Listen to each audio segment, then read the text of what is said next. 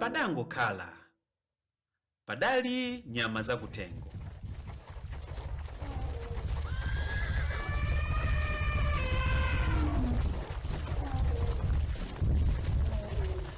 Nyamazi maina ake ndi monga kalulu, njovu, njoka, mkango, kadyansonga ndi zina zambiri monga mmene mwazionera muja. Nyamazi zidaganiza zokumba chitsime.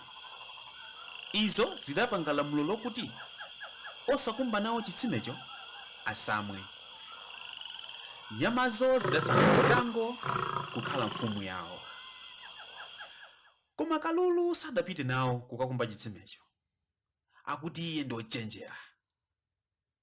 Zitatha kukumba chitsimecho, nyama zija zidasankha njovu kukhala mlonda wa pa chitsimepo. Tsiku lina kalulu adagwidwa ndi ludzu ndipo anafuna kumwa madzi.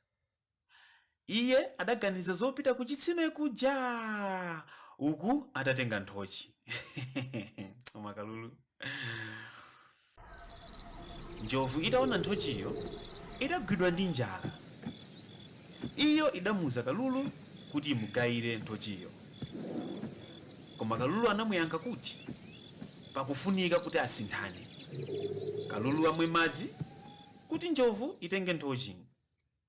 Izi zinatheka. Kalulu anamwa madzi pa chitsimepo ngakhale kuti iye sanakumbe nawo. Ndipo njovu inadya nthochi. Kandiphulire ndi mbatata.